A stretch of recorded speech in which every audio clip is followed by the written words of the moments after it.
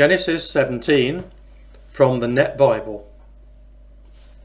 The sign of the covenant. When Abram was 99 years old, the Lord appeared to him and said, I am the sovereign God. Walk before me and be blameless. Then I will confirm my covenant between me and you, and I will give you a multitude of descendants.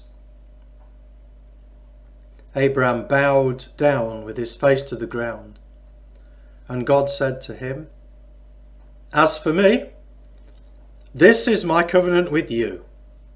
You will be the father of a multitude of nations.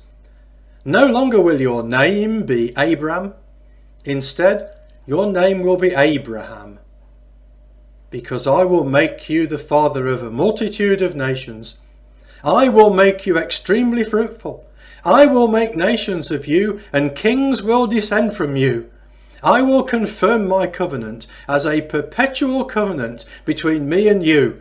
It will extend to your descendants after you throughout their generations. I will be your God, and the God of your descendants after you.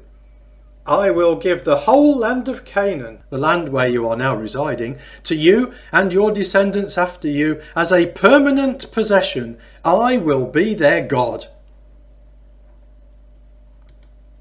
Then God said to Abraham, As for you, you must keep the covenantal requirement I am imposing on you and your descendants after you throughout their generations.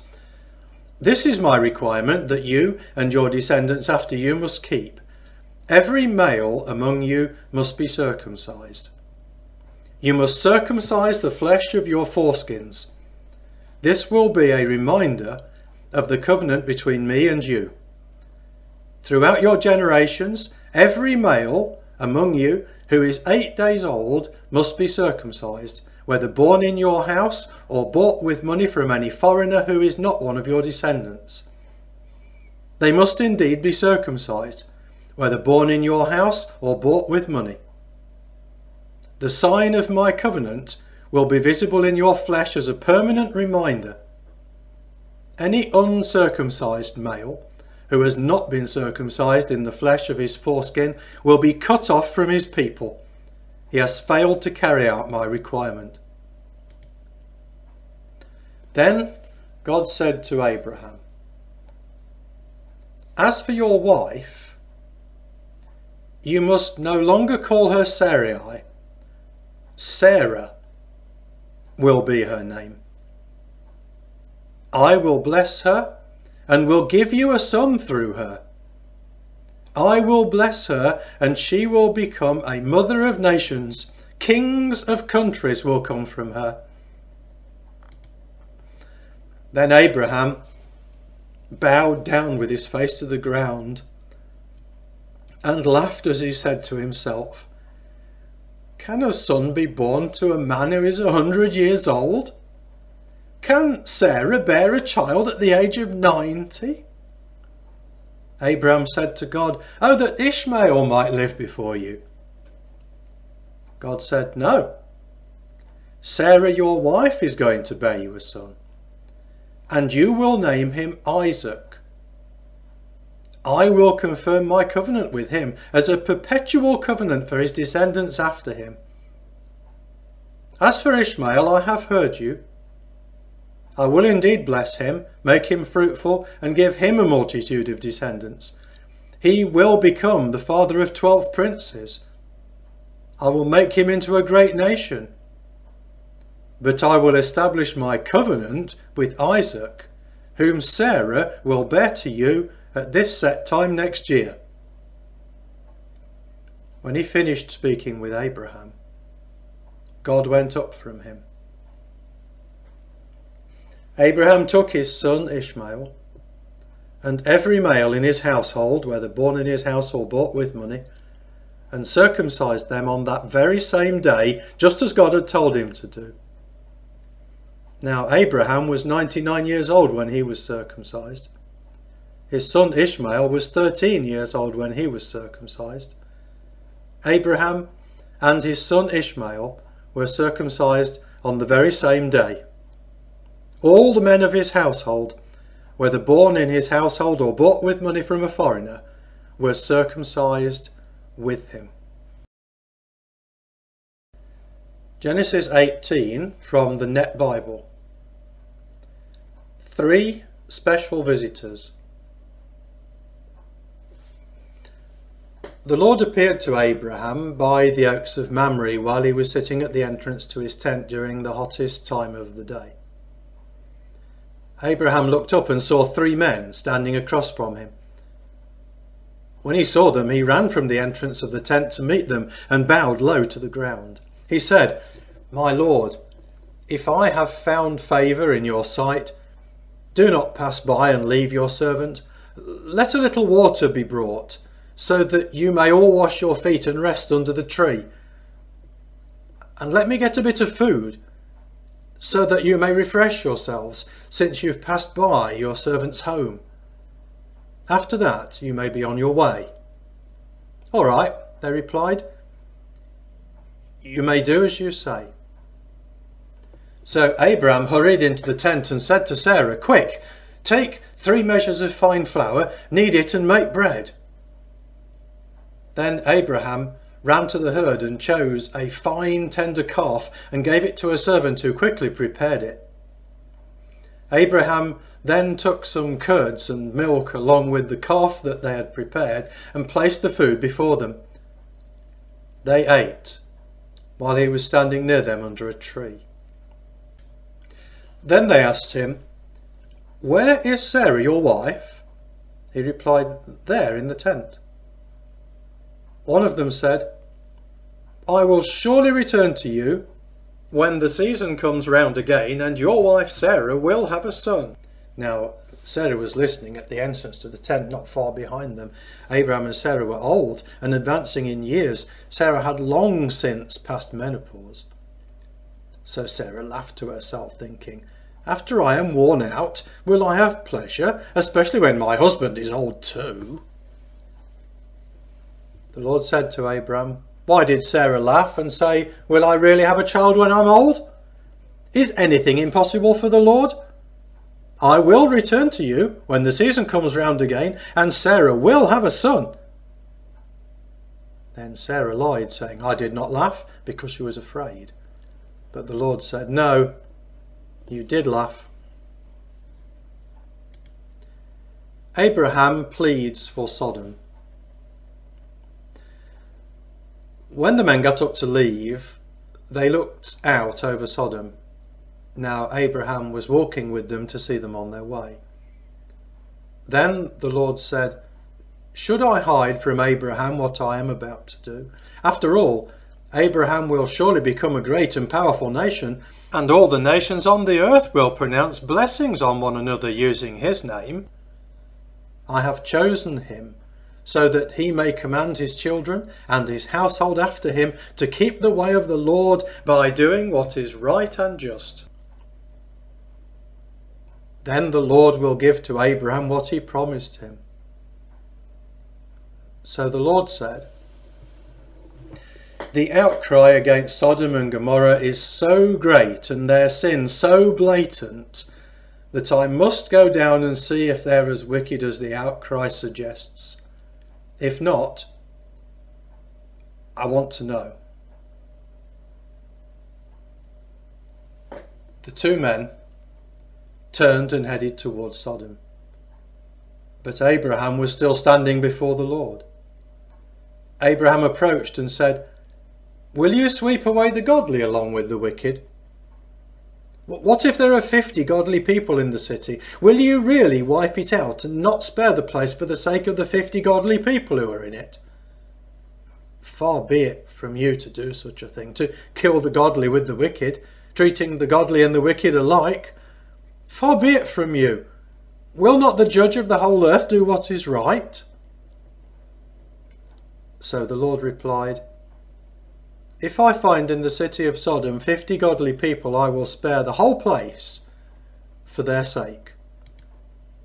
Then Abraham asked, "Since I've undertaken to speak to the Lord, although I am but dust and ashes, What if there are 5 less than the 50 godly people? Will you destroy the whole city because 5 are lacking?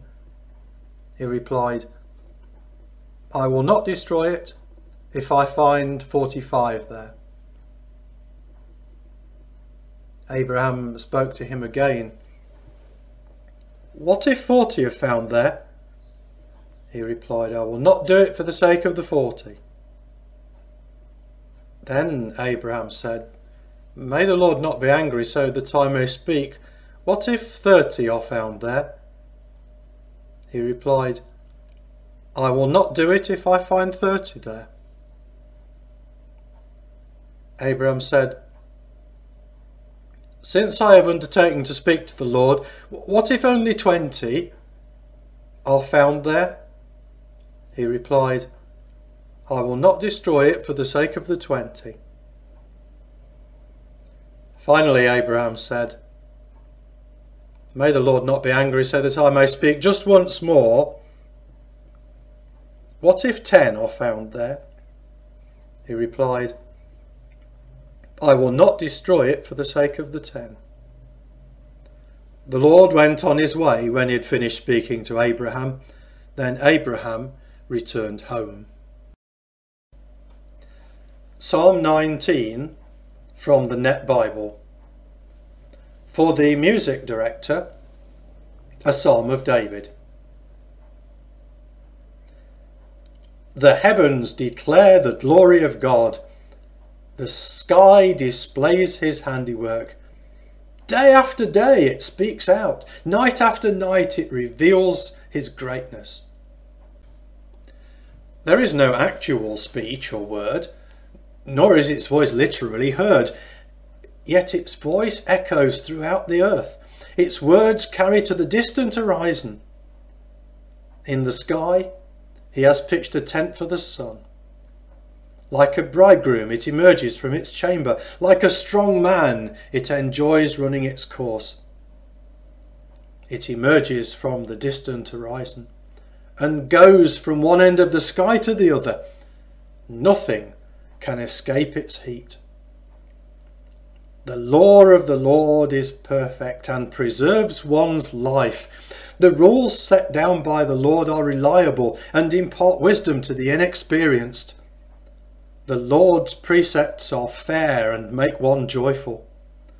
The Lord's commands are pure and give insight for life. The commands to fear the Lord are right and endure forever. The judgments given by the Lord are trustworthy and absolutely just. They are of greater value than gold, than even a great amount of pure gold. They bring greater delight than honey, than even the sweetest honey from a honeycomb. Yes, your servant finds moral guidance there. Those who obey them receive a rich reward.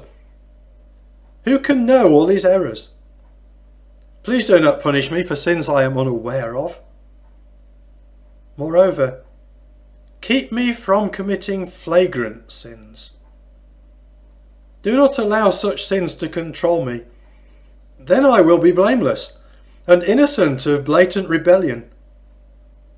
May my words and my thoughts be acceptable in your sight, O Lord, my sheltering rock and my Redeemer.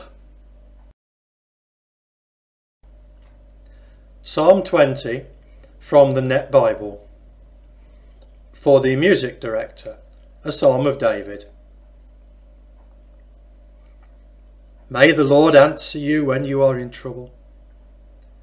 May the God of Jacob make you secure.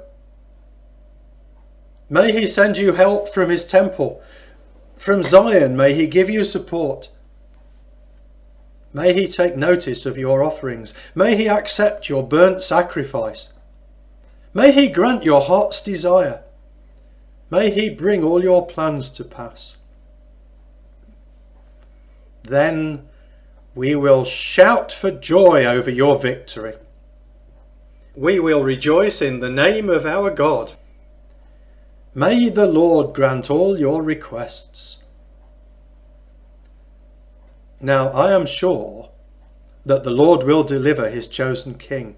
He will intervene for him from his holy heavenly temple and display his mighty ability to deliver. Some trust in chariots and others in horses, but we depend on the Lord our God. They will fall down, but we will stand firm. The Lord will deliver the king. He will answer us when we call to him for help.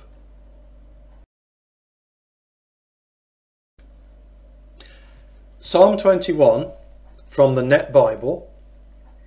For the music director, a psalm of David.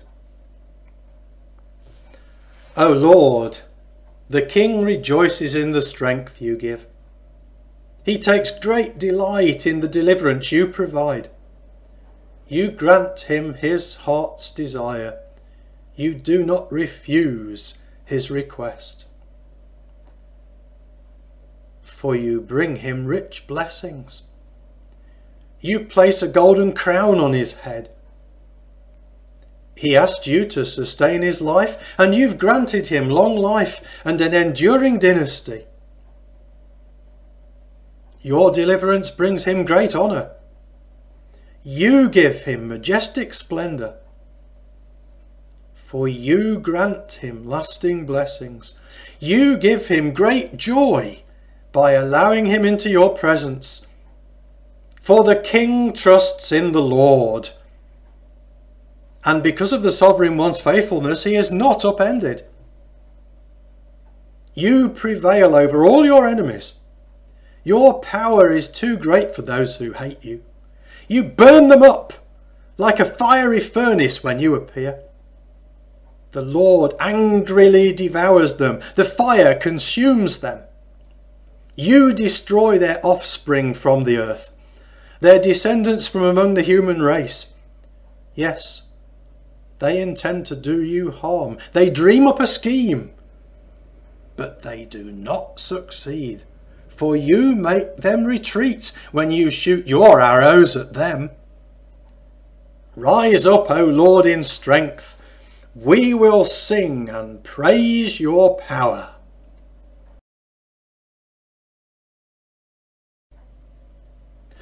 Matthew 11 from the Net Bible.